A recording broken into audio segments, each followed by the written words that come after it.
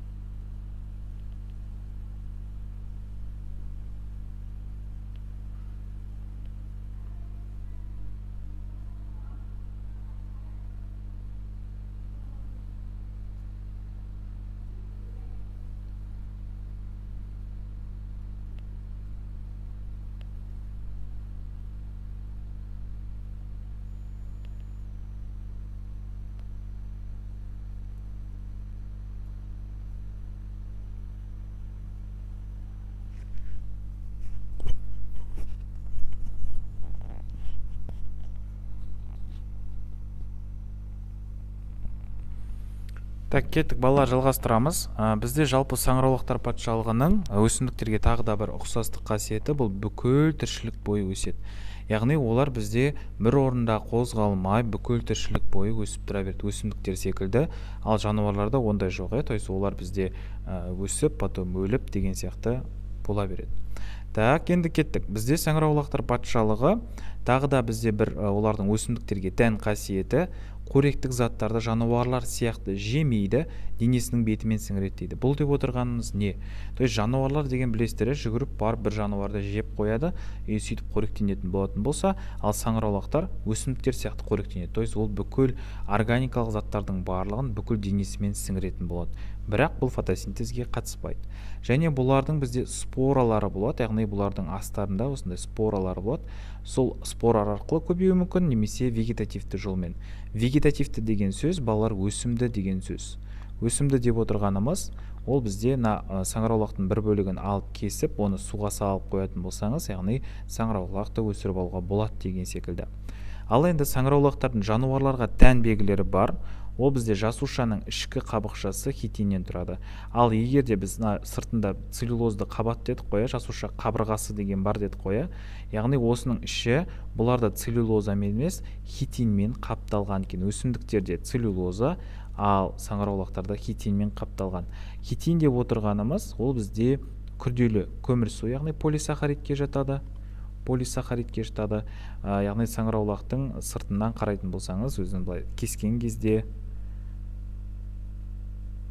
кескен кезде немесе оны тураған кезде байқауға болады, что олар бізде қытырлақ болып келеді, кішкене сырты, и ол бізде хитин. Ал хитин ол бізде бунақ денелерде кездесетіндігін, сондықтан да осыны білгендеріңіз жөн. Келесі бізде қоректік қор заты, бұларда гликоген болып табылады. Яғни бізде адамда да, жануарда да гликоген деген зат бар тұғын, білесіздер. Ол полисахарид болып табылады да, и ол бізде адамның мысалға бұлшық етінде, жүректе, бауырда деген сияқты қорға жиналатын тұғын. Осылай қорға жиналатын тұғын. Енді Дана Қабижан, сіздің телефоныңыздың дауысы жай, немесе ноутбуктан даусыңыз жай. Оны барынша қаттыға қоюға тырысыңыз. Хлоропласттары жоқ бұлардың, яғни фотосинтез процесіне қатыспайды, және дайын ағзалық заттармен қоректенеді. Дайын ағзалық зат деген сөз, кез келген органикалық затты өзінің бүкіл денесіне сіңіре салады просто. Яғни оларында фотосинтез процесі арқылы бейорганикалық затты органикалық затқа ауыстырып деген сияқтымен айналыспайды. Және бұларда вакуолі бар, и плюс оларда лизосомалар да бар. Яғни лизосома кімдерге тән? Бұл бізде жануарларға тән органоид тұғын. Жануарларға тән органоид. и ол бізде осы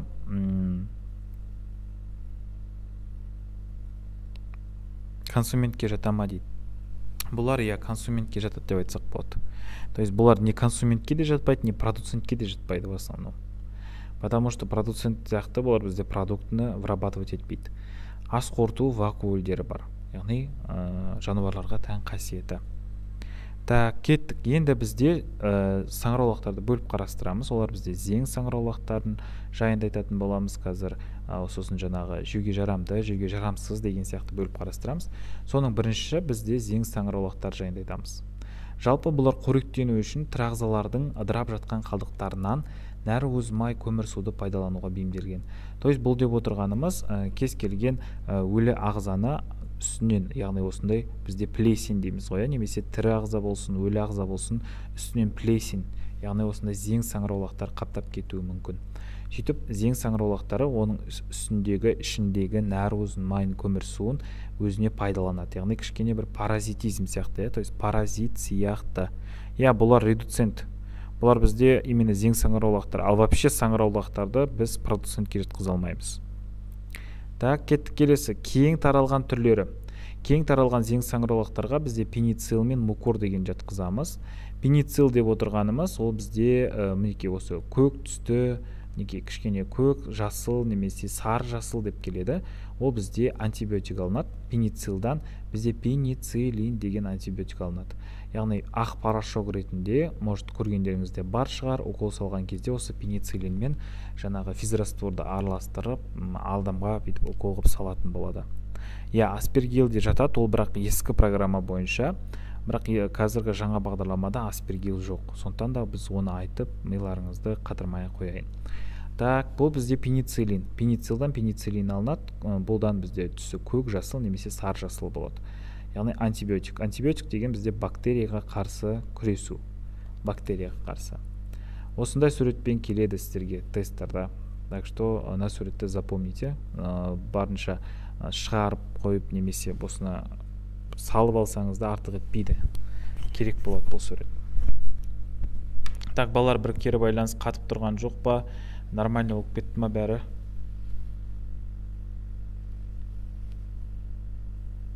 Қазір ағзең жайында айтамыз.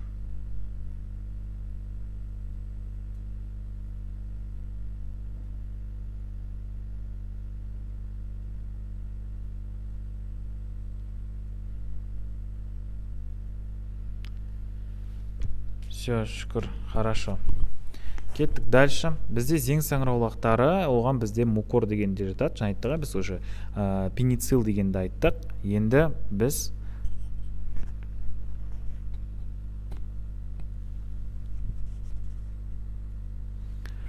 жақсы, кеттік, онда әрі қарай жалғастырамыз. Енді пенициллдан бөлек бізде мукор дегенде бар. Так, кім үлгермей жаңа жазып алмай жатырмын деген оқушылар болса, кішкене ютубтағы нені кішкене стрелкасын алдыға жылжытсаңыз, сол сайтқа қайта келеді балалар. Хорошо? Так, мукор. Мукор деп отырғанымыз ол бізде ақ немесе нанның көгеруін айта аламыз. Яғни ол үлпілдек мақтаға ұқсайды. Егер де сіз нанның көгергенін көретін болсаңыз, бір шама уақытқа қалып кеткенін, сіз осындай бір аппақ үлпілдек мақтаның пайда болғанын көруге болады. Немесе үйде мысалға кәдімгі борщ істейді, бешбармақ жасайды, сосын сорпасын сізге айтуы мүмкін, холодильникке сал деп.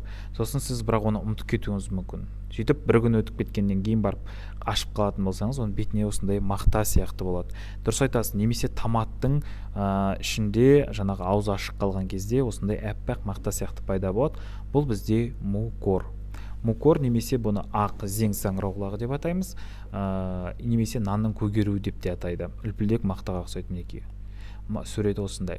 Бұлар бізде көптеген ядросы бар, алып жасушасы өсіп, жаңа ядро түзіледі, бірақ бұл кезде цитоплазмасы бөлінбейді дейді. Мына сөзге назар аударатын болсаңыздар, бұлардың бізде ядросы бар, яғни кез келген осының ішін үлкейтіп қарайтын болсақ, міне саңырауқұлақтың клеткасын, яғни оның ішінде бізде ядросы болады. Бірінші очередь ішінде ядросы бар, бұл өседі, яғни ядросы жаңадан түзіліп отыралады. ядросы жаңадан түзіліп отырады деген сөз, бұлар кішкене регенерацияға қабілетті деген сөз, то есть ядролары қайтадан, егер де жойылып кететін болса әртүрлі факторлардың әсерінен, онда ол ядро қайтадан жаңадан түзіліп отырады. Ол қалай түзіледі? Яғни жаңа бізде жасушаның ішінде ядромен, яғни митоз процесі арқылы деген сияқты айтсақ болады, түзіліп отырады. Бірақ бұлардың цитоплазмалары бірақ бөлінбейді. То есть мынаның ішіндегі цитоплазма ол бізде наған барып тура сол цитоплазма болмайды. То есть цитоплазмаларын бізде бөліп тұратын осындай жасушаның сыртында мембранасы бар. Және де ағзеңнің ұшы қарая бастаған кезде оны спора пісіп жетіледі дейді. Яғни ағзеңнің ұштарын қарайтын болсаңыз, қарайып тұр мына жерде, қап-қара болып тұр кішкене. И вот қарайды деген сөз, оның ішіндегі споралар, яғни тұқымдары пісіп жетілді деген сөз. И олар бізде өзіне қолайлы уақыт туған кезде, яғни в основном көктемде, көктем кезінде ол бізде не істейді? Ол споралары ашылады да, яғни шашылатын болады жерге. И сөйтіп шашылып, немесе нанның ішінде тұратын болса, бұл нанның ішінде шашылады да нанның бүкіл жерін жеп тастайды. Нан білесіздер өздеріңіз, ол бізде крахмалдан тұрады в основном, яғни көмірсудан, и сол көмірсуды жеп тауысады. Мукор жіпшелері қарая бастағанда тозаң түйелеріне ұқсайтын споралар төгіледі мінекей. И және де қолайлы жағдай түскен кезде өсіп саңыраулақ жіпшелер түзіле бастайды. Яғни астында осындай ризоидтары бар жіпшелері дейміз, болмаса солар түзіліп, олар дальше көбеюге кете беретін болады. То есть біз нанды біз көгергенін байқаймыз, нан көгерді неге? Потому что оларда көгеріп тұрған себебі осындай споралар пісіп жетілген кезде ол жерде қап-қара болып тұратыны, сондықтан да көгеріп тұратыны. Так, бұл жайында түсінікті ма балалар? Бұл томат бетінде де пайда болады, бірақ томат бетінде осындай әппақ қана болып кездеседі. Неге? Потому что ол жерде олардың спораларының дамуына қолайлы орта болмайды. Неге қолайлы орта дамымайды? Себебі ол постоянно томат деген нәрсе холодильниктің ішінде тұрады. Сондықтан да оған қолайлы орта жоқ, оның іші суық болғаннан кейін.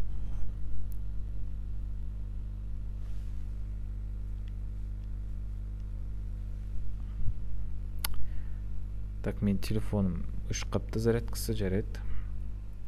Кеттік дальше. Бір жасушалы саңырауқұлақтар, енді бір жасушалы саңырауқұлақтар айтамыз. Бірақ, кстати, бір жасушалы саңырауқұлақтан бұрын осы бізде зең саңырауқұлақтарына жататын еще тағы да бізде бір жаңағы аспергилл деген бар.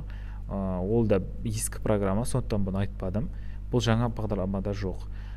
И зең саңырауқұлақтарынадай сұрақ келген ұбт-да осыдан 1 жыл бұрын ба, 2 жыл бұрын ба келетін тұғын.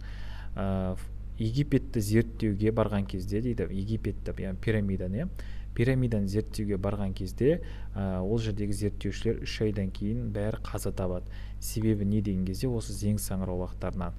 То есть жаңағы аспергилл дегеніміз адамдардың мұрнына кіріп кеткенде, олар споралы ғой, и мұрнына кіріп кетеді да, и сөйтіп олар өкпесінде көбейіп пневмонияға ұшыратқан, немесе өкпесін жеп тастаған десек те болады, и сонымен адамдар қаза тапқан. Бұл бұрынғы ескі программаның тоже сұрағы. Но все-таки, может, пробныйларда, мектепте тапсырғанда көріп қалып жатсаңыздар, біліп жүріңіздер. Келесі, бір жасушалы саңырауқұлақтар. Бір жасушалы саңырауқұлақтарда біз ашытқыларды жатқызамыз оған, и олар бізде жаңағы басқаша атаулары қазір және немен байланысады, және олардың көбеюі қандай деген сұрақтарға жауап береміз. Бізде бір жасушалы саңырауқұлақтарда басқаша біз қантты сіңіріп энергия алуға бейімделгендіктен сахаромицидтер деп те атайды. То есть неге олай атаймыз? Себебі бізде ашытқылар дегеніміз дрожжи, былайша айтқан кезде. То есть сіздер үйде бауырсақ ашытасыздар, білмеймін енді пирог, неше түрлі ашытуы мүмкін адам, и оған біз в основном қантты қосамыз. Қант қосамыз, и ол бізде қанттан энергияны алады да, и содан жаңағы ол бізде осылай ісіне бастайды. Сондықтан да біздің қамырымыз ашыған кезде осындай пузыректарды байқауға болады. И бұл бізде қанттарды жақсы көргендіктен, олардан энергия алатындықтан, оларды біз басқаша сахаромицидтер деп атаймыз. Немен байланысады? Бұлар бізде қантты спиртпен СО2-ге айналдырғандықтан қамырда ұсақ кеуектер пайда болады, яғни пузырьки пайда болады. Өйткені ол жерде бізде көмірқышқыл газы айналдырады. Неге? Потому что біз жаңағы тестамызды жаңағы жасаған уақытта, қамырды ашытқан уақытта дұрыс салып, біз оны жылы жерге қалдырамыз, үйті аузын қымтап тастаймыз. То есть оның бетіне табақ жабамыз, табақтың сыртынан пакетпен орап, оның сыртынан плитпен орап деген сияқты ауа өткізбейтіндей қылып қойып қояды. Сондықтан да ол жерде бізде көмір қышқыл газы бөліне бастайды, яғни қантты спирттің кесірінен десем болады. Суекке айналдырады соны. Сөйтіп біздің қамырдың бетінде осындай пузыректарымыз пайда болады екен. Көбеюі бұлардың бүршіктену арқылы көбейеді, оттексіз тіршілік ете алады. Бұл деп отырғанымыз балалар, яғни мына бір саңыраулағымыз, оның үстінен бізде тағы да бірнеше саңыраулақтар пайда бола бастайды, өйстіп көбейіп, и ол бізде бұндай процесс бүршіктену деп аталады. Яғни біреу, екеу, үшеу осылай жоғары қарай өйстіп жалғаса беретін болмақ. И ол бізде бүршіктену процесі арқылы, яғни көбейіп, дальше сөйтіп көбейе береді, размножаться ете береді. Былайша айтқан кезде.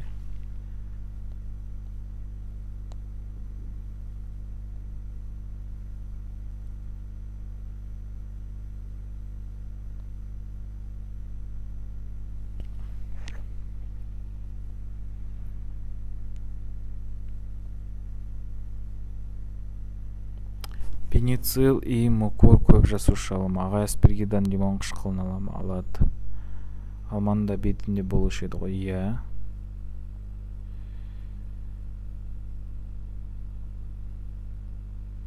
Так, пеницилл мен мукур көп жасушы алға жата ма дейді. Олар көп жасушы алға жатады, ал бір жасушы алға ол бізде ашытқыла жатады.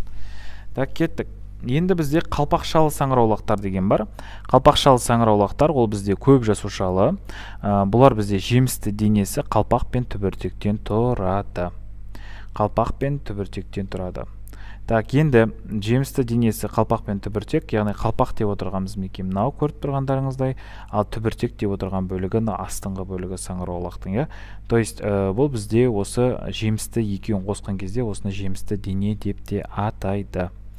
Так, енді бізде бұл саңыраулақтарымыз, қазір қалпақшалы саңыраулақтарымыз екіге бөлінеді. Ол бізде жеуге жарамды болуы мүмкін, либо жеуге жарамсыз болуы мүмкін. Яғни улы деп атаймыз, оларды жеуге жарамсыз. Олар бізде қайлай. Яғни жеуге жарамды саңыраулақтарымыз, ол бізде ақ саңыраулақ, түлкі жем, сасқатпа, қайынқұлақ, томарқұлақ дегендер. Яғни мысалға сасқатпа деген сияқтылардың түрі примерно осындай. Так, ақ саңыраулақтардың түрі примерно мынадай. И тағы да басқа қандай қайынқұлақ дейді. Енді бұлардың суреттермен основным саңыраулақтардың келе қоймайды. Но в основном осындай бізде саңыраулақтарымыз жеуге жарамды, күнделікті тамаққа өндірісте қолданылады. Ал енді жеуге жарамсыздарымыз бар, оларды отдельно выделять етіп айтамыз, потому что бұл шыбын-жұт. Шыбын-жұт деп отырғанымыз болмаса мухомор. Ол өте зиян, то есть адам бірінші уақытта жеген кезде жаңағы білмей қалып жеп қоятын болса, адам даже өліп кетуі де мүмкін. Көңілкеш деп отырғанымыз, адам бұны байқамай жеп қоятын болса, адам басында күліп, өздігінен, яғни наркотический зат қабылдаған сияқты болуы мүмкін, одан кейін бірақ адам тоже өлімге алып келетін нәрсе. Жалған түбіртек деген бар, түбіртекті жей береміз, ана жалған түбіртектерді жей алмаймыз, яғни бұлар бізде ағзаға зиян. То есть бұл да бізде адамның жаңағы өліп кетуіне алып келуі мүмкін. Так, саңыраулақтар бойынша енді балалар айтылған ақпараттар осы. Түсінікті болып жатыр ма?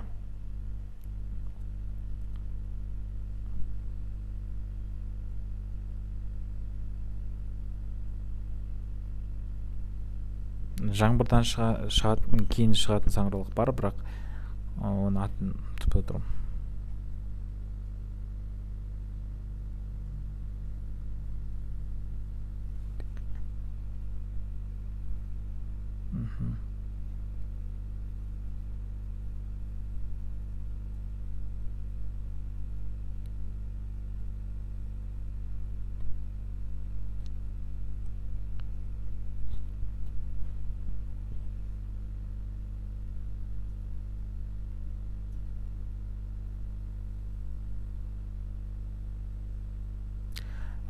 Так, әділсіз сұрақ қойыпсыз, қаз білім кітабы бойынша өтесіз ба дейді.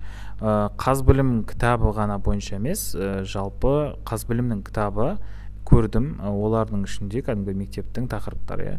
Бұл жерде де мектептің тақырыптары, мектептің жаңағы кітаптардың тақырыптары бойынша жасалынған.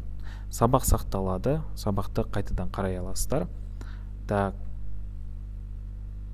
осыдан кейін бөлім біте ма дейді. Екінші бөлім ба? Екінші бөлім бізде бітпейді, кажется.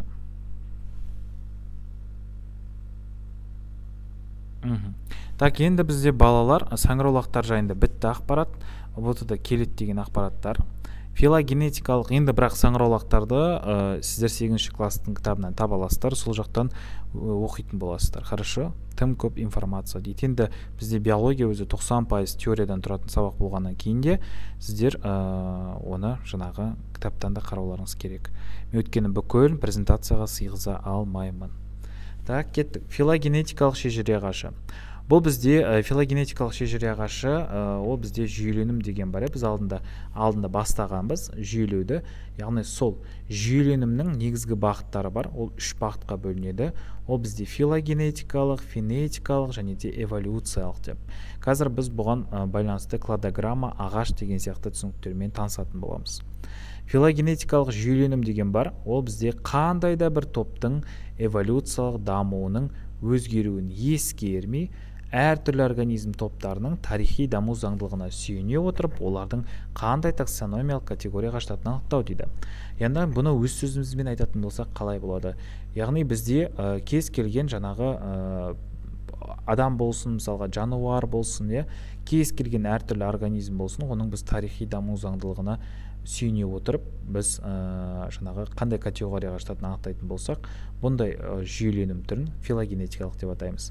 Мысалға адамды алатын болсақ, ол мысалға кіші жүзге жатамын деп айтуы мүмкін сізге. Мен кіші жүзден тарағанмын дейді, сосын 12 ата байлау деген сияқты, сөйтіп оның руын анықтауға болады деген сияқты, мені жаппас деген сияқты, мысалға менің руым жаппас болады.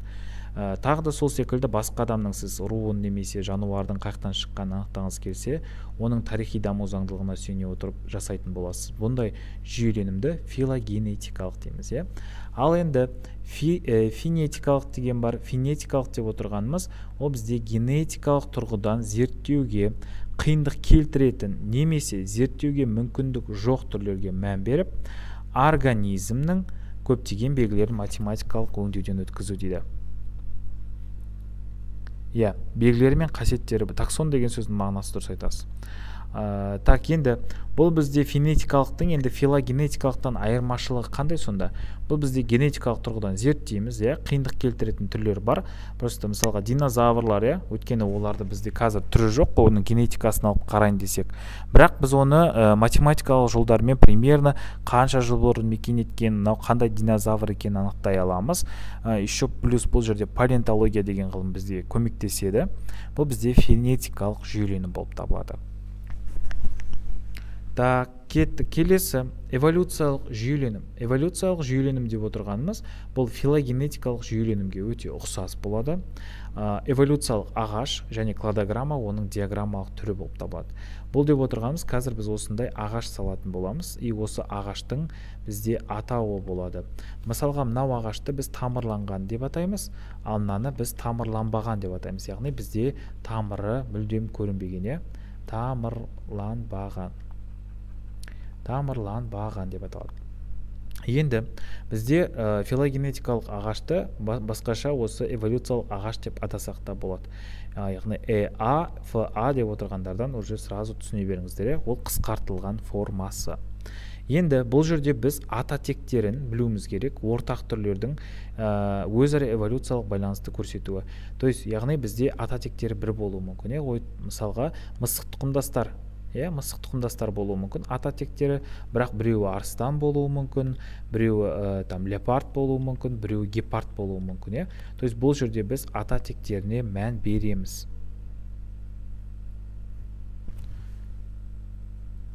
Яғни егер сізде суретте осындай тамыры көрсетілетін болса, ондай біз эволюциялық ағашты тамырланған ағаш деп атаймыз, ал егер тамыры көрсетілмейтін болса, оны тамырланбаған деп атаймыз. Енді бізде шежіре ағаштың төбесі 3 бөліктен тұрады. Ол мінекей мына жапырағы, көріп тұрғандарыңыздай жапырағы, мінекей жапырағы. Сосын мына жерде әр жерде мысалға бізде түйіндер болады. түйіндері и және де оның тамыры болу керек. Но кейбір ағаштарда тамырланбаған болады, яғни оның ата тегі белгісіз немесе нақты емес болғандықтан оны қоймаған. Так, енді тамырланған немесе тамырланбаған түрлерін біз еще тағы да бөлеміз: бифуркационды, бифуркационсыз және маркерленген және маркерленбеген деп төртке бөлеміз. Так, бифуркационды деп отырғанымыз не? Маркерленген және маркерленбеген. Так, бифуркационды деп отырғанымыз мына жерде бір ағаштың бойында, қазір бір ағаштың бойында екі немесе үш жаңағы бұтақ, яғни тарайтын болса, ондай ағаштарды біз бифуркационды деп атаймыз. Тамырланған жаңағы ағашта екі немесе үш, яғни бұтақ болатын болса, бір сабақтан тарайтын, онда оны біз бифуркационды дейміз. Ал бифуркационсыз деп отырғанымыз ол бізде 4, 5, 6, яғни саны өте көп болатын болса, бір бұтақтан, онда ондай жаңағы эволюциялық ағаштардың біз бифуркационсыз деп атаймыз. Так, келесі маркерленген. Маркерленген дегеніміз не? Маркерленген деп отырғанымыз ол бізде эволюциялық жаңағы уақытты көрсетеді, ақпараты бар.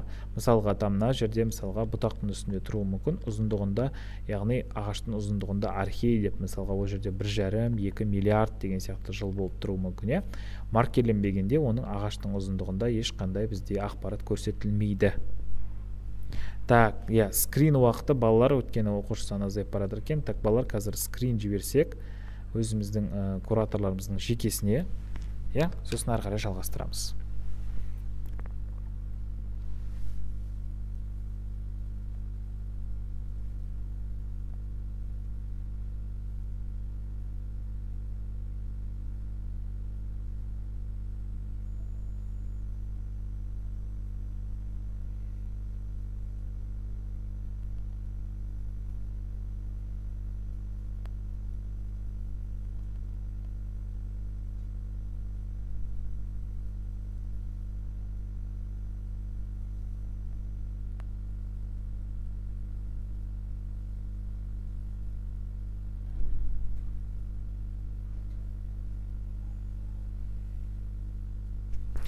Скринді кураторларыңызға жіберіп, плюс қойып кетесіз.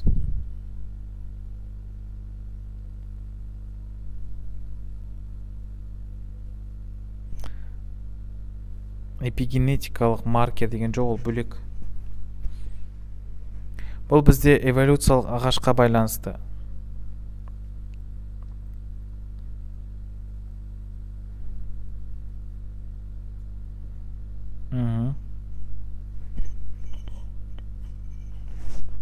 Все, хорошо, кеттік. Бізде енді осыған байланысты, эволюциялық ағашқа байланысты терминдер бар. Ол бізде дендрограмма, хронограмма, филограмма, кладограмма деген.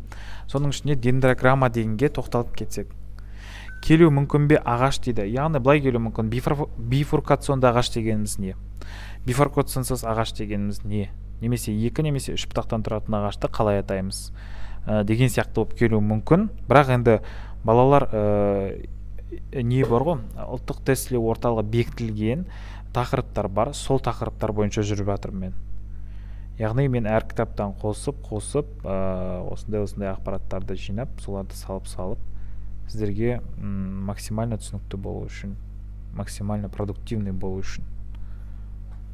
Мен ешқайсысын айта алмаймын, нақты келеді деп, әркімге әртүрлі вариант келеді. Так, дендрограмма дегеніміз, дендро дегеніміз ол ағаш деген мағынаны білдіретін, бәріміз білетін шығармыз. Өткені бізде дендро саябақ дегендер бар, Шымкентте бар, Алматыда да бар.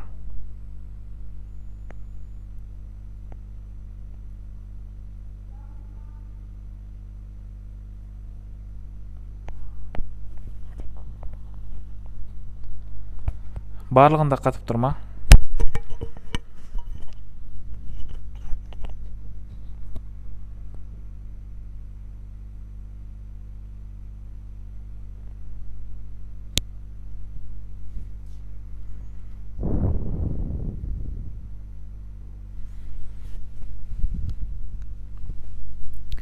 Хорошо, басынан айтам, қазір мына жерде дендрограммаға енді тоқталып жатырмыз. Так, қатып тұрған жоқ қой, енді нормально болды ғой,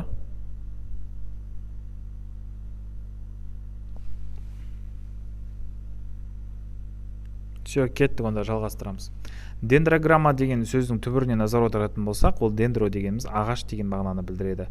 Яғни ағаш, яғни дендро саябақтар бар, иә, Шымкентте бар, тағы да басқа жерлерде бар деген сияқты. Так, енді бізде дендрограммаға байланысты бұның анықтамасын сұрап қалса, бұл бізде филогенетикалық ағашты сұлба түрінде бейнелеуді білдіретін ортақ термин болып табылады. Яғни былайша айтқан кезде бұл бізде сұлба ретінде көрсетеді. Яғни бағанағы біздің көргеніміз, яғни эволюциялық ағашты көріп тұрғанымыз осы дендрограмма деп айтсақ та болады. То есть ол сурет ретінде бізге көз алдымызда тұр. Ал хронограмма деген бар, бұл бізде бұтақ ұзындықтарындағы эволюциялық уақытты көрсететін филограмма. То есть маркерленген деген сияқты, то есть ол жерде ұзындығы бізде какой-то бір информация беріп тұр. То есть бізде ол жерде архей болатын болса, кішкене ұзындау ағаш болуы мүмкін, потому что архейдің ұзақтығы өте үлкен деген сияқты. Филограмма бұл бізде бұтақтардың ұзындығын көрсететін мағлұматы бар филогенетикалық ағаш. Яғни ол жерде бізде мағлұмат болу керек еще. Мағлұмат деген сөз информация. Точно архей, тағы да басқа осындай жылдары деген сияқты. Маркерленгеннің бұл жерде маркерленбегеннен айырмашылығы, маркерленгенде ақпарат болады, ал маркерленбегенде ақпарат болмайды. Бұтақтардың ұзындығына байланысты ол жерде ақпарат болу керек. Так, енді дальше кладограмма. Ол бізде бұтақтардың ұзындығын көрсететін мағлұматсыз филогенетикалық ағаш. Қазіргі кезде биологиялық жүйелеудің негізгі түсінігі болып табылады. То есть бұл жерде мағлұматсыз болады, как маркерленбеген сияқты. Эфир 4,5 бітеді, менде просто солықты. 4,5 бітеді. Так, бұл бізде биологиялық жүйелеудің негізгі түсінігі. Кладограмма терминалды топ, және де нод, және де интернод деген түсініктермен байланысты. Топ деп отырғанымыз, ол бұтақтың ұшында орналасқан топтан тұрады, яғни бұтақтың ұшында, яғни бізде топ деген нәрсе болады, яғни түйін деп айтсақ болады. Ал осында кездесетін ақпарат. Енді нот деген болады, ол бізде түйіндер мен түйін аралығынан тұрады. То есть, мына жерде нот деген болатын болса, ол түйін мен түйін аралықтарынан тұрады. Түйін аралықтарынан тұрады. Интернод деген бар, ол бізде түйіндерді байланыстыратын сызықтан тұрады. Яғни келесі ағашпен былай қиылысуы мүмкін. Ағаштың бұтағы, ол жерде онда қиылысатын болса, оны біз интернод деп атаймыз. Бұл кладограмманың, яғни бір осындай үш термині. Так, сонда қараймыз, кладограмма дегеніміз бұтақтың ұзындығын көрсетеді, бірақ мағлұматы жоқ. Ода бізде үш түсінік бар. Ол бізде нод, топ және интернод. Топ деп отырғанымыз бұтақтарының ұшында болады. Мінекей бұтақтардың ұшында ол кездеседі. Нод деп отырғанымыз түйіндер мен түйін аралықтарында, яғни мындай бізде өркендер дейміз болмаса, осындай түйіндердің аралықтарында болады. Ал бізде интернод дегеніміз, ол бізде түйін мен басқа бір түйін ағаштың, яғни бізде байланысы сызығынан тұрады. То есть мынандай бүйтіп байланысуы мүмкін. Соған байланысты оны біз интернод деп атаймыз. Так, енді бұны құрастыру үшін оның әдістерімен таныс болыңыздар. Енді бұл кемит негізінде, бірақ енді айта кетейін. Жалпы бізде эволюциялық ағашты құрастыру оңай дүние емес. Бірінші очередь, жалпы кез келген филогенетикалық ағаш ереже бойынша наркоз бен нуклеин қышқылдарының бірізділігімен құрастырылады. Неге десеңіз, себебі бізде бір ғалым бар, атын ұмытып отырмын қазір, ол былай айтқан, яғни бүкіл тіршілік иелері наркоздың құрылымдық формалары деп атайды. То есть ол бізде кез келген тіршілік иелері наркоздың әртүрлі формасында. Ол шынымен рас, потому что біз, мысалға адамның өзінде де бізде бірнеше наркоз кездеседі. Коллаген, кератин, тағы да біздің барлық денеміз почти наркоздан тұрады. Біз бірақ адамбыз. Так, басқа бір жануар бар, тоже наркоздардан тұрады. Олардың наркоздар кішкене басқаша аталады, олар бізде жануар деген сияқты. Яғни бізде филогенетикалық ағашта наркоз бен нуклеин қышқылдарына тоқталып барып жасалынады. Нуклеин қышқылдарына неге тоқталады? Потому что ол бізде генетикалық ақпаратты сақтап ұрпақтан ұрпаққа беріп тұр. Яғни дезоксирибонуклеин қышқылы деген сияқты. Ағаштарды арнайы есептеу алгоритмдер қолдану арқылы құрастырылады. Соның ішінде критерийлер болады. Тиімділігі. Яғни ол есептеу үшін қанша уақыттың кеткендігін анықтау керек болады. То есть бізде кететіндігі, яғни бізде мысалға мынау Жаппас деген елдің мысалға маған кладограммалық шежіресін құрып бер дейді, осындай ағаш қып. өйстіп құрып бер дейді. Соған сен бірінші қарайсың тиімділігі саған уақыт бойынша қанша уақыт, бір айдың ішінде дейді, сен бір айда үлгермеуі мүмкін. Қажеттілігі, алынған мәліметтердің қажеттілігі немесе қажетсіздігі. То есть мына жерде бізде қажетсіз ақпараттар да болуы мүмкін, и олар бізде қажеттілігіне байланысты қалдырылып немесе алынып тасталып отыру керек. Қайталануы, егер әр тексеріс сайын бір мәселелі модельден әртүрлі мәліметтер алынса, алынған жауаптардың қайталануы және қайталанбауы. То есть мына жерде бізде бір бұтақтан бірнеше бұтақ тарауы мүмкін, и ол жерде әртүрлі ақпараттар болуы мүмкін. Это значит, что сіздің ұрпағыңызда, сіздің бұрынғы ата-бабаларыңызда бірнеше источниктар болған. То есть мысалға мына жерде мынадай ақпарат жазылуы мүмкін, мынадай кісі ұлы отан соғысына қатысқан деп айтылады, бірақ оның өмір сүрген жылдары 1897 және де 1941 деп. И ол кезде бізде ол может қатыспаған сияқты деген сияқты да уже кішкене нелер болуы мүмкін. Бүгін 8 бен 10 класстың тақырыбы балалар. Сондай нестыковочкалар болып қалуы мүмкін. Қателіктерге төзімділігі, яғни құрастырылған модельдің қателіктерді немесе дұрыстауға шамасының келмеуі, яғни бізде айтады сізге, бұл точный информация деп айта алмаймыз. То есть 50/50 құрастырып бердік. Өйткені өте көне деректер болды, кішкене жазбалар өшіп кеткен, сондықтан да біз оны восстановить етуге тырыстық. И біз точно айта алмаймыз, біз точно дұрыс восстановить еткенімізді деген сияқты. Ескертулерді көрсету, яғни қате қолдану болған жағдайда ескерту керек. То есть сізге осындай ескертеді. То есть мына жерде қателіктер бар деп. И плюс бізде құрастырудың методтары бар. Матрицалық алгоритм, яғни матрицалық алгоритм деп отырғанымыз белгілі бір алгоритмге сала отырып оны құрастырады.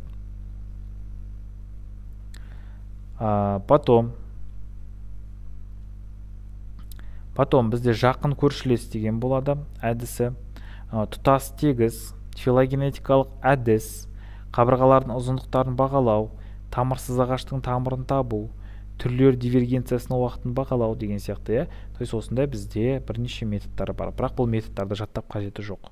Себебі оны сұрамайды. Так, ФА, яғни филогенетикалық ағаш түрлері бізде екіге бөлінеді, математикалық құрылымды және графиктік деп. Яғни математикалық құрылымды деген сөз математикалық жолмен құрылады, яғни алгоритмдермен белгілі бір. Ал график дегеніміз график салып, яғни осындай. Так, мынадай деген сияқты, осындай, то есть былайынан салуы мүмкін. Яғни осындай график деп атаймыз, оны математикадан білетін шығарсыздар енді. То есть сол бойынша, яғни салу, эволюциялық ағашта, ол да бізде графиктік деп аталады. Енді бізде филогенетикалық ағашқа байланысты бізде мынадай тағы терминдер кездеседі. Тамыры, яғни оның ата тегі көрсетілу керек, түйіндері, бұтақтары және де түрлері. Түр дегеніміз ол бізде осы жапырағында кездесу керек. Жапырақтарында бізде түрдің атауы тұру керек. Так, филогенетикалық ағаштың негізгі терминдары. Негізгі терминдары монофилия, полифилия және де парафилия деп аталады.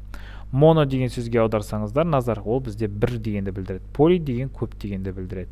Енді қараймыз, монофилия деп отырғанымыз жалпы организмдердің бір ата тектен шығуы. То есть егерде бізде ол адамның әкесі бір болатын болса, онда ол бізде монофилия. Қалай? Мысалға, аққулардың білесіздер, махаббаттары өте берік, олар бізде пара болып өмір сүреді. Егер де оның әйелі қайтыс болатын болса, аққудың, ол жаңағы екінші рет үйленбейді. И монофилия деп отырғанымыз бір жаңағы ер азаматпен бір әйел азаматтан тараған балалар. И бұл бізде монофилия. То есть балалардың әке-шешесі біреулер, бірақ адамдар. Ал егерде әртүрлі деген сөз полифилия, мысалға тауық.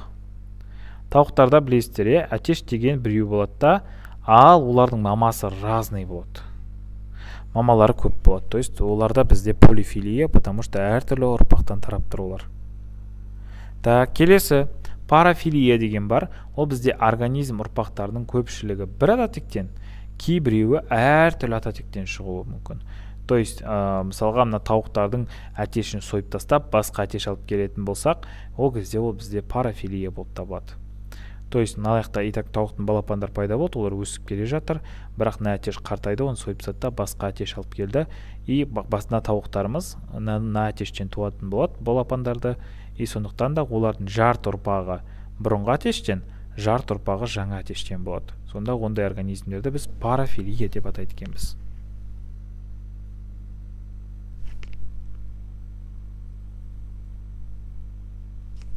про алдындағы дегенді білдіреді екен ғой. Алдындағы, иә, немесе жоқ деген сияқты айтсақ болады, потому что прокариот болсын, тағы да басқа бізде биологияда терминдер кездеседі. Сол жерде про деген сөз жоқ немесе алдындағы немесе толық қалыптаспаған деген мағыналарды білдіреді. Филогенез түрлері. Филогенез түрлері бізде балалар формаларының ішінде, яғни кез келген таксондар өзгерісі мен параллелизм мен конвергенцияны, филетикалық эволюция мен дивергенцияны бөліп көрсетуге болады дейді. Бұл деп отырғанымыз бізде дивергенция деген отдельно болады, конвергенция деген отдельно болады деген сөз. Неге? Потому что олардың қасиеттеріне байланысты, құрылымдарына байланысты. Соның ішінде бірінші тоқталғымыз келіп отырған, ол бізде филетикалық эволюция деген бар. И бұны Ковалевский деген ғалым ұсынған. Ковалевский деген ғалым ұсынады. Енді ол бізде Ковалевский ұсынып, ол жерде бізде жаңағы жылқының, қазіргі заман жылқысының осындай филетикалық қатарын құрастырған. То есть мысалға олар бізде түзу сызықпен жылқының дамуы. Ол бізде фенокодус дегеннен басталған, бұрын яғни осындай болған жылқылар, бірақ олар әртүрлі эволюциялық факторларға жаңағы бейімделе отырып, олардың қазіргі түрі осындай бізде қазіргі жаман жылқысына айналған. Так, келесі дивергенция. Дивергенция деп отырғанымыз ол бізде туыс формалардағы белгілердің ажырауы. Яғни эволюция барысында алғашқы бір түрден бірнеше түрдің шығуы болып табылады. То есть яғни бізде бір құс болған, бір құс болған, мысалға сол құстан бізде әртүрлі құстардың дамуы деген сияқты, әртүрлі формала. Неге? Потому что олар неге өйтіп кетті? Олар өзінің мекен ету ортасына байланысты адаптацияға ұшыраған, идиоадаптация деп айтсақ болады. Потому что идиоадаптацияға қарайтын болсаңыздар, мынаның тұмсығы бізде, яғни дубонос дейді, яғни бұл бізде қарағайларды, тағы да басқа дуб дейміз ғой, соларды мекен ететін құстар, яғни олардың тұмсығының формасы осындай үшкір болып кеткен. Мысалға колибридің жаңағы тұмсығы бізде кішкене басқаша, то есть тұмсығы бұлардың бізде ұзын иілген болып келіп тұр. Неге? Потому что ол бізде өсімдіктердің ішінен нектар, яғни сокты сору үшін. Сондықтан да олардікі осындай иімек болып кеткен. То есть тағы да жерде басқа құстардың бізде нелер тұр? Формалары тұр.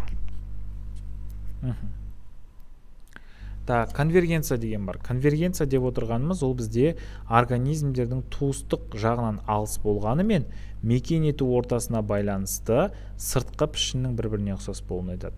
Яғни, мысалға ана жерде жарғанат тұр бізде, үкі тұр, сосын көбелек тұр, үшеуі бізде туыстық жағынан өте алыс бір-бірінен, бірақ атқаратын қызметтері бірдей болып кеткен, потому что мысалға көбелектердің қанаттары ұшу функциясын выполнять етеді. Жарғанаттарда да бізде ол сүтқоректілерге жатады, жарғанат деп отырғандарымыз, и олар бізде, олардың қанаттары тоже ұшу функциясын выполнять етеді. Ал құс ол бізде өзінің қанаты бар, ол да ұшатын болады. Өткен жылғыдағыдай нұсқа талдау болады.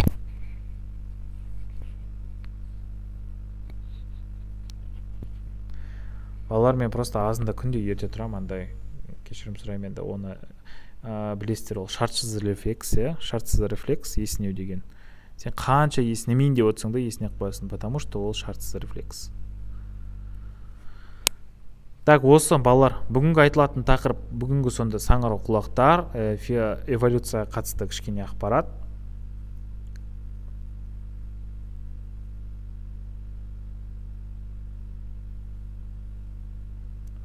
Так, бізде балалар осымен саңырау құлақтармен эволюцияға байланысты кішкене ақпарат айтылды.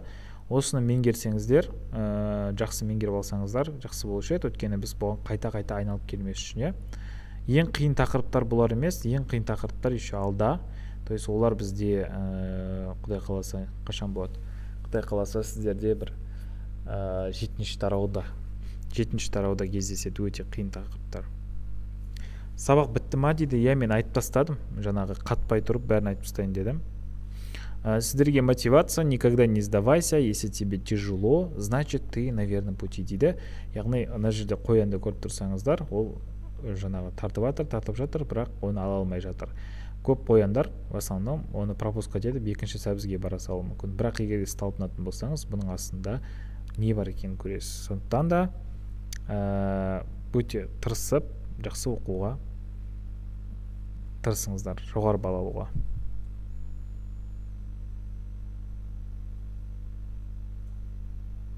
Диастың сұрағына жауап беріңізші дейді. Диас, қандай сұрақ қойып едіңіз? Диас, нұсқа талдау болады, иә, нұсқа талдау міндетті түрде болады.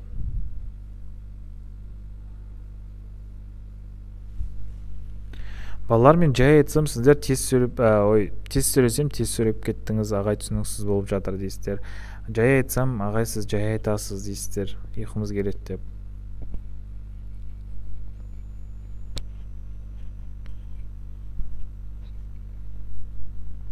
Мен слайдты вообще-то жаңағы вторник күні ма, среда күні ма жіберіп қойғам негізі кураторларыңызға.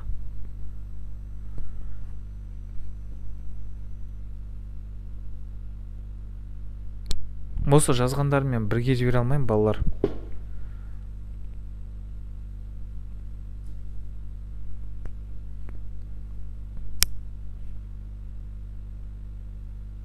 Мхм.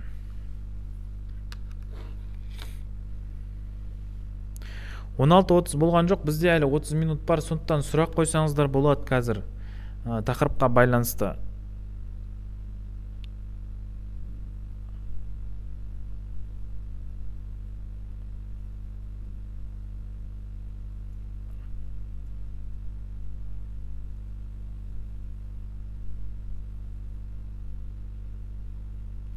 Неге биологияны басқа сағатқа қояқ?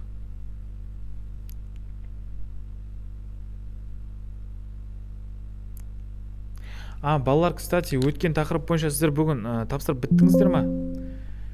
Үй жұмысын тапсырып болдыңыздар ма? Үй жұмысын талдап жүрейік. Кстати, еске түсіргендеріңіз жақсы болды. Үй жұмысы бар ғой сіздерде, соны талдаймыз қазір 15 минутта.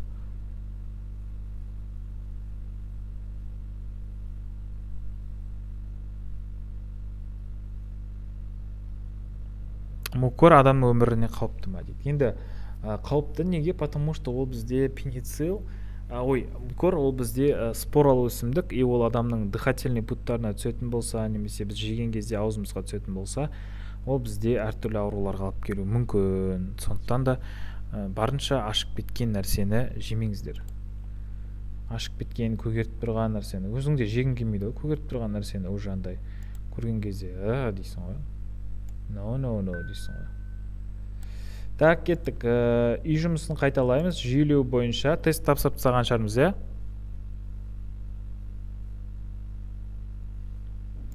Үй жұмысы биология ең қиыны дейді. Потому что биологияда мен кітаптардағы сұрақтарды қоям ол жерде. Потому что бізде өздеріңіз білесіздер, кітаптан да келеді. Сондықтан да міндетті түрде қазір онда көрейік. Вход.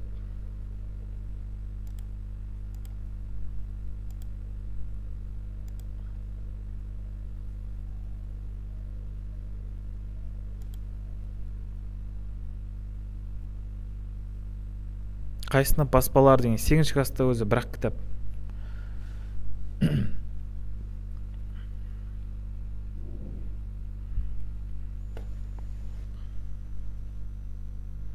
Даяна, маған жауап беріңізші дейді. Даяна, сіз қандай сұрақ қойдыңыз?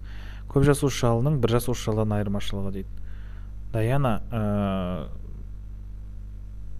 серьезно сұрап тұрсыз деп ойлаймын, онда түсіндірейін. Бізде бір жасуша деген бар. Бір-ақ штук болады ол. Көп жасушалы деген олар біздер. Біз деген бір-ақ жасушадан тұрмаймыз ғой. Біз бір жасуша болатын болсақ, бүйтіп бір жерде жүретін ек, ұбт деген нәрсені ойламай, өзіміздің күн көруімізді ойлап, ана жерде бір өлтіріп кетпесе екен мені деп. Иә? Ал біз көп жасушадан тұрамыз. Благодаря этому біз жүгіре аламыз, сөйлей аламыз, бізде бірнеше процестер жүреді іште. И оған жануар да жатады, өсімдік те жатады көп жасушалға. Бір жасушал деген суда, бактериялар, сондайлар жатқызамыз. Қарапайымдыларды жатқыза аламыз. Так, енді сіздерде үй жұмысы жүйелеу бойынша көрейік. Үй тапсырмасын тапсырып болған шығармыз барлығымыз, иә?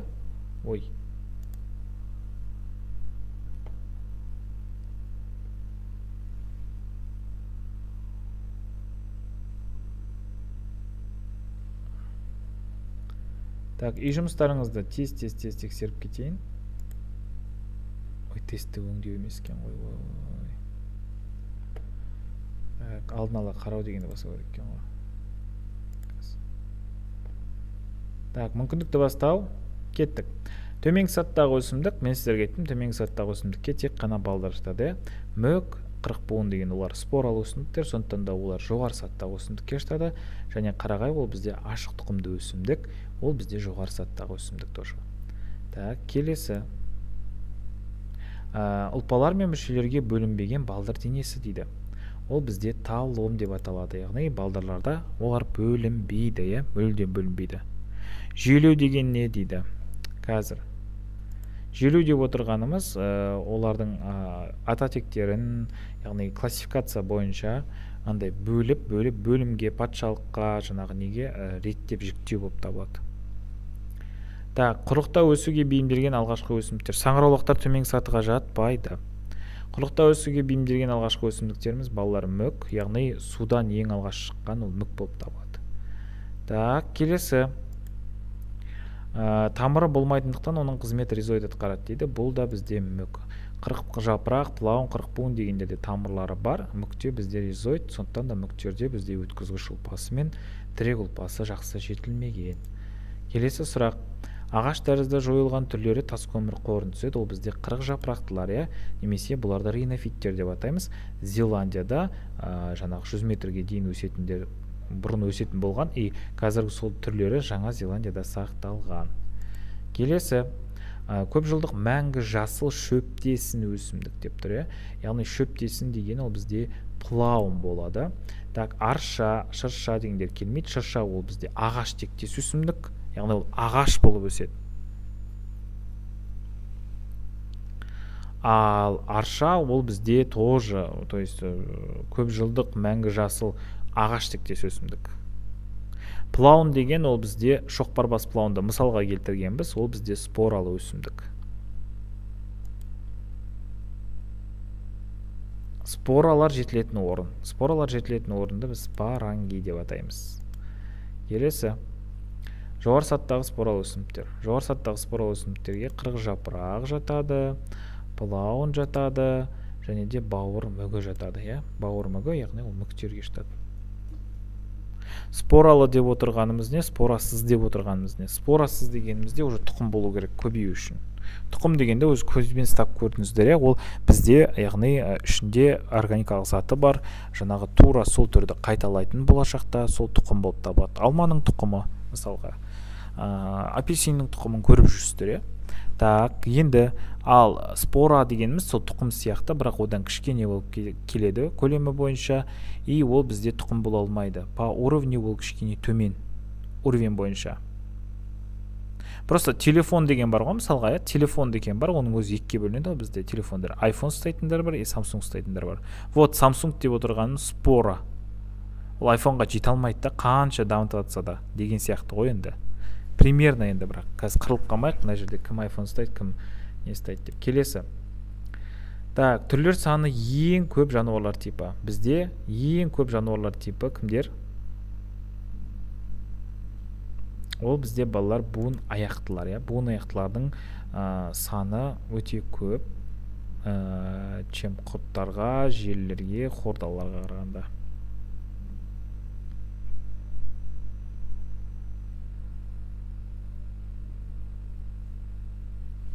Так, балалар қатып тұрған жоқ па? Яқтан қарай салайын.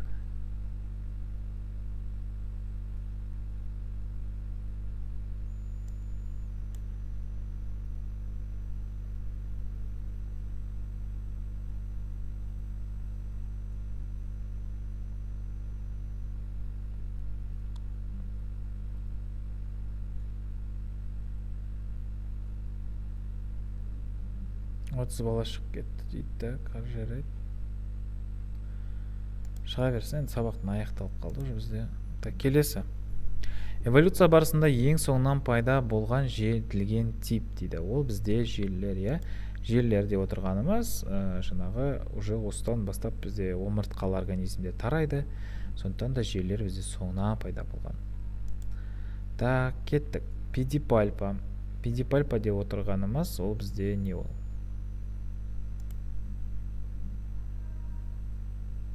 Хордалылар мен желілер деген сөз бір сөз. Хордалы дегенімізде желі дегенде бір сөз. Ол бізде андай не бұрынғы омыртқамыз біздің. Так, хорошо, кеттік.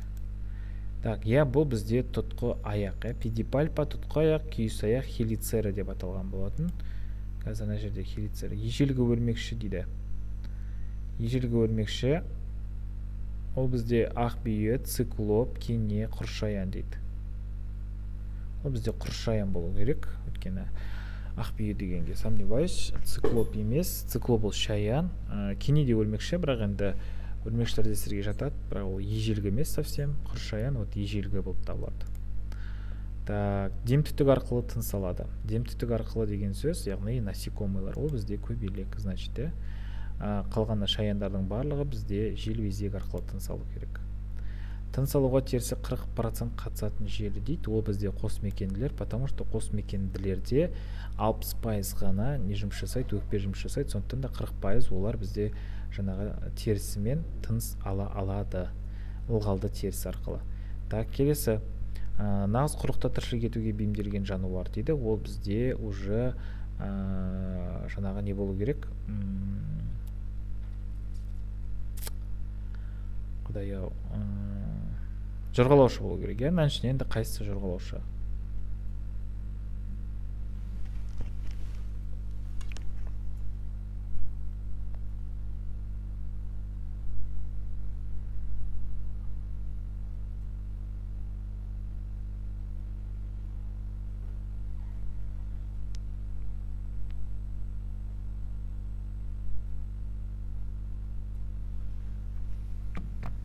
Так, ақбөкен, саламандра деп жатыр мына жақта.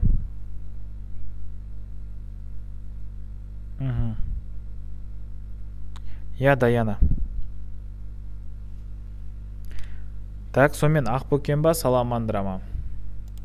Ақбөкен. Неге өткені ол бізде үш сүтқоректі? Денесі қалқаншамен қапталған жорғалаушы. Қалқаншамен ол бізде қолтырауын, таспаққа, кесіртке, жылан.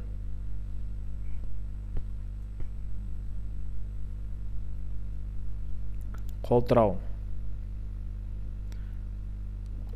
крокодил. Дұрыс айтамыз. Кеттік, далі. Тісі жоқ желілі жануар. Тісі жоқ ол бізде құстар, Далі. Терісінде май және тер бездері жетілген класс. Ол бізде сүтқоректілерде.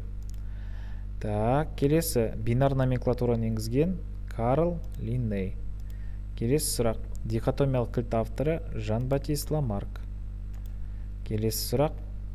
Кәдімгі қарағай жатады, неге жатады? Кәдімгі қарағай ол бізде түрге жатады, Келесі сұрақ. Мен тез етпесем, просто 4 минут қапты. Жануарларда жүктеу дұрыс еттірегі. Жануарларда ПТК болу керек тұғын, Так, ПТК бізде екеу екен. ПТК яғни мына жерде болады. Неге? Патшалық тип класс отряд, тұқымдас туыс тұр. Өйткені тұқымдас дегеніміз жаңағы оның алдында бізде жаңағы отряд болу керек. Ал өсімдіктерде ол бізде қатар болып табылады. Так, кеттік. Өсімдіктерді жүктеу дұрыс еттілігі. Өсімдіктерде ПБК, яғни патшалық бөлім класс қатар, тұқымдас туыс тұр. Жай жапырақты өсімдіктер. Так, жай жапырақты өсімдіктеріміз қандай ол бізде? Бұршақ емес.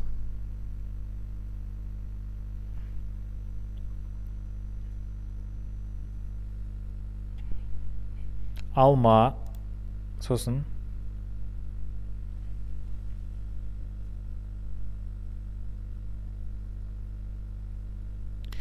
Биология мектептің кітаптары 7-ші класстан 2 кітап бекітілген, ол жерде Очкур және де Ибраимова деген кітап. Сосын 8-ші класстан бір-ақ кітап өзі, 9-ші класстан тоже бір-ақ кітап, 10-ші класстан жаратылыстану математикалық бағытында кітаптар 2 бөлімі, и 11-ші класста тоже 2 кітап, яғни жаратылыстану математикалық бөлімдегі. Так, алма, бөртегүл, қайың дейді. Алма, бөртегүл, қайың. Кеттік ал. Жай жапырақты өсімдіктер. Торлы саусақ тәрізді өсімдік.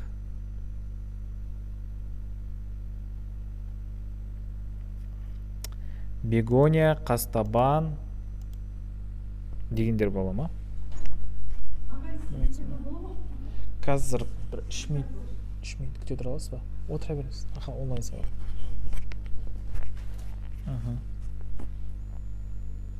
Так, кеттік. Бегония қастабан, күрделі саусақ тәрізді өсімдік.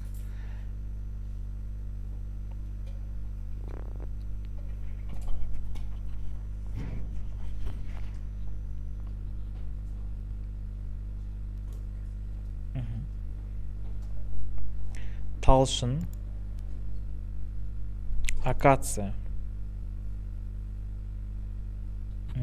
Так, кеттік. Сүтқоректілер классының прогрессивті белгілер дейді. Так, май сүт бездері бар, құлақ қалқаны бар, жылу сақтайтын қауырсыны бар дейді. Жоқ, терісі де тынысалға қатысты тістері жеке топтарға бөлінген осы болады. Сүтқоректілерде. Қауырсын күрделі тәрізді өсімдік.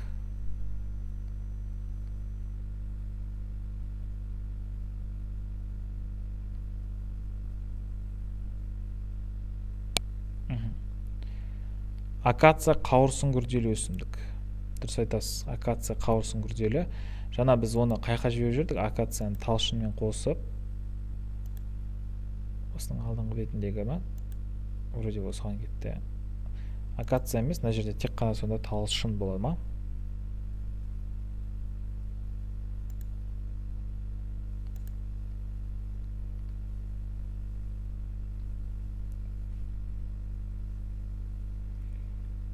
Так, қалған варианттар келмейтін сияқты. Кеттік ал. Желбезекпен тыныс алады дейді. Ол бізде циклоп, аш жаяны және де бүйі болу керек. Так, дәуіт емес, құршаян деген құрлықта өмір сүреді, кеней емес. Так, келесі өрмекші тәрізділер класына тән ерекшеліктер. Өрмекші тәрізділеріміз бізде оларда 4 жұп қарапайым көз дейді, 4 жұп аяғы болады. Және бұларда бізде денесі бөлінбеген мұртшалар болмайды дейді. Жоқ.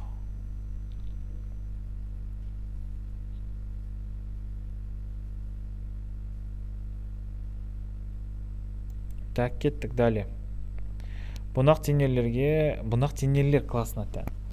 Бұнақ денелеріміз бізде олар яғни ұшуға бейімделген, бас, көкірек, құрсақ деген бөлімнен тұрады. Так. Күрделі және жай көздері бар. Так, денесі екі бөлік емес, сегіз аяқты емес, жұп мұртшасы бар дейді. Жоқ, жұп мұртша емес. Жұп мұртша точно осылардай ма? Бұнақ денелерде ма?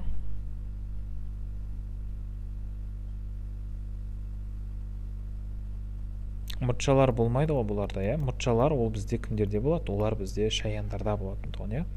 Так, осымен балалар бізде сабақ аяқталды. Так, мынаның біз қалай аяқтайтын еді? Ойбай.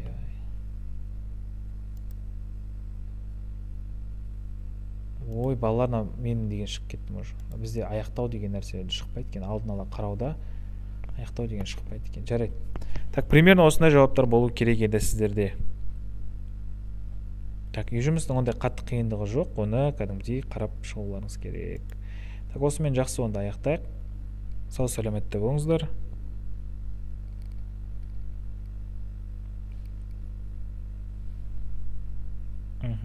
Сау болыңыздар.